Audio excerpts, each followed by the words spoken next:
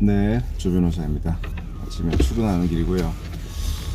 오늘은 아침에 회의가 있고 오후에는 또 모 그룹 가서 강의가 하나 있네요. 오랜만에 있는 오프라인 강의네요. 오늘은 제가 이게 컨텐츠를 만들어내는, 또 컨텐츠에 관심을 갖게 된 어린 시절부터 한번 생각을 한번 해봤어요. 아주 어릴 때 책 읽기를 좋아했었습니다. 그리고 어머니 교육이 컸죠. 어머니가 처음에는 되게 의무적으로 좀 책을 읽어라 라고 해서 아주 어릴 때부터 동화책을 많이 사주셨어요.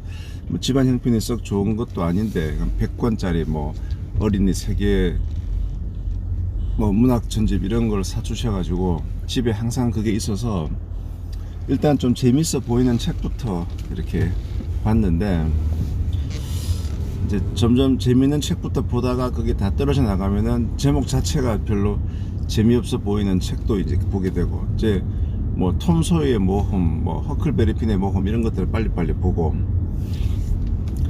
또 뭐 암굴왕이라는 게 몬테크리스토 백작이다.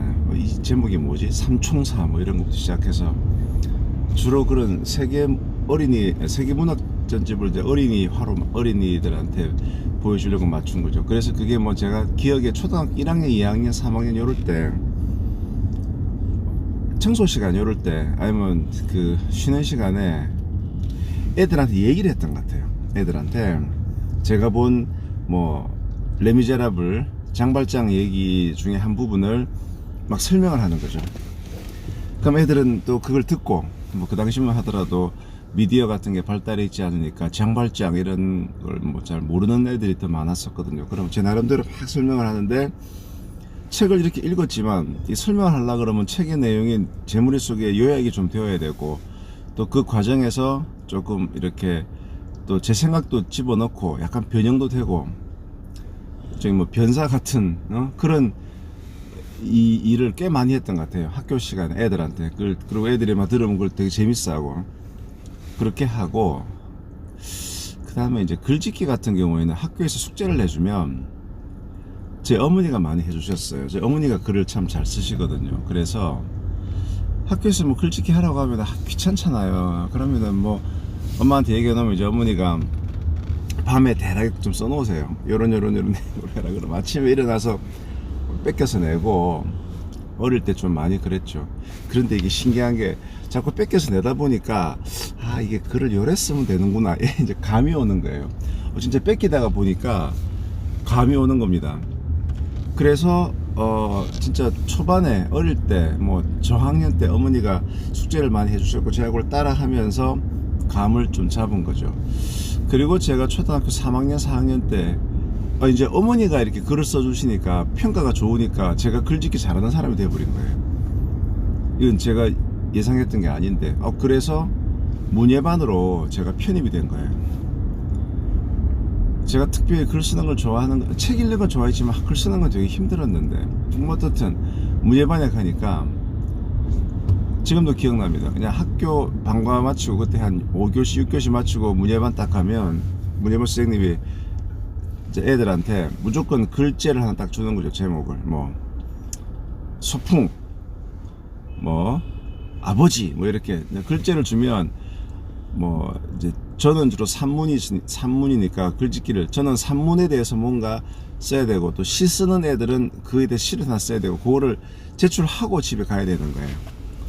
그러니까 막 글을 막 억지로 막 만들어내야 되는 거죠. 그 뭐 초등학교 3학년생이 뭔 글이 경험이 많겠습니까? 그러다 보니 말을 막 지어내는 거예요. 근데 보통 그때 글을 쓸 때 뭐 예전에 뭐 아버지란 얘기를 들으니 예전에 이런 일이 생각난다 이런 식으로 항상 과거 회상식으로 글을 이렇게 만든 다음에 어떤 이제 내용을 제가 쓰는 거죠. 뭐 항상 좀 그런 천편일률적인 스타일이었어요. 그런데 이제 그게 실제 제가 경험했던 것보다는 뭐 제가 텔레비에서 본 거라든가 이런 것들을 적당히 엮어서 마치 내가 경험한 것처럼 이렇게 하고, 항상 마지막에는 그 일 속에서 제가 느낀 것들을 쓰고, 아주 진부한 스타일인데 그런 글들을 계속 썼죠. 확실히 글이라는 게 쓰면 계속 늘어나는 거예요. 그래서 3학년 때부터 본격적으로 문예반 활동을 하다 보니까 계속 글을 많이 쓰게 되고, 또 글을 많이 쓰게 되다 보니까 대회도 많이 나가고, 그 대회를 나가게 되면서 상을 받기 시작하는 거예요. 뭐 교내 대회부터 시작해서 또 학교 간 대항, 뭐 이런, 또 밀양에는 아랑제 이런 게 있는데요. 유명한 지역 문화재죠. 아랑제의 이제 100일장.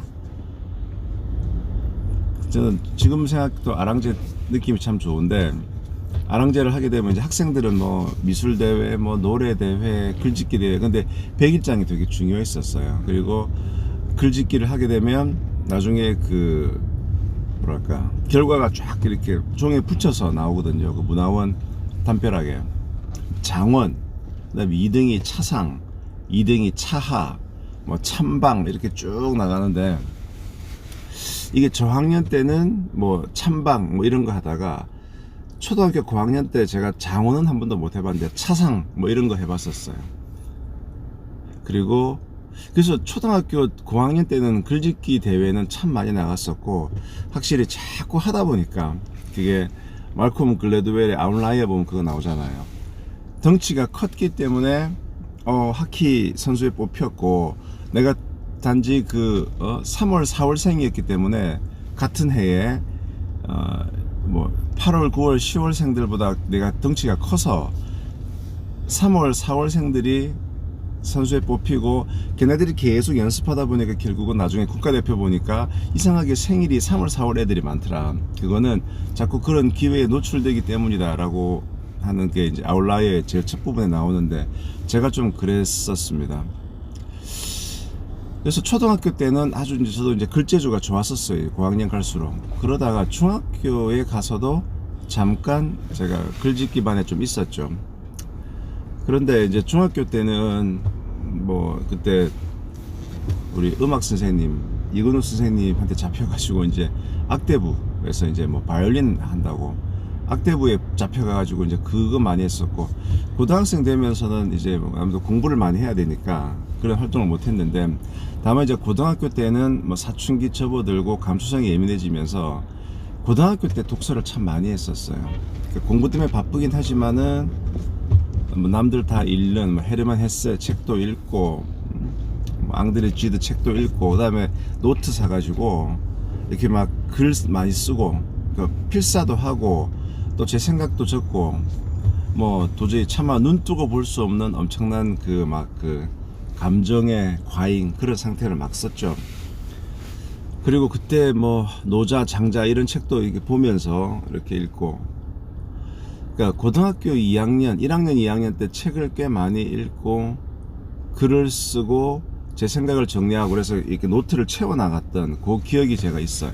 그리고 그때는 또 손그림도 조금 그릴 줄 알아가지고 글 하나 쓰고 이렇게 막 손그림도 그려서 그냥 한 장을 만들어서 제 친한 친구한테 주고 그러니까 남학생인데 제가 아주 친한 고등학교 때 손정현이라는 친구가 있는데, 그 친구랑 주로 맨날 글 주고받고 많이 그랬었죠. 그러니까 제가 초중고는 일반적인 남학생에 비해서는 글을 많이 읽으려 노력했고 많이 쓰려고 노력했고, 공부 시간 이외에는 제가 뭐 다른 오락 같은 것은 별로 많이 하지 않고 그런 글쓰기나 이런 걸 많이 읽었죠. 글쓰기를 많이 했고 글도 많이 읽고. 지금 생각해도 고등학교 때 뭐 그렇게 쓰고 싶은 얘기가 많았는지. 그러니까 초등학교 때는 남한테 보여주기 위한 그런 100일장용 글쓰기였다면, 고등학교 때는 그냥 제 감정에 북받쳐서 계속 노트에 뭐 되도 않는 말 쓰고 뭐 철학적인 얘기 쓰고 그 짓을 했었습니다. 그러다가 이제 대학을 들어가게 됐죠. 대학 들어가서부터는 이제 다음에 한번 또 말씀을 드릴게요.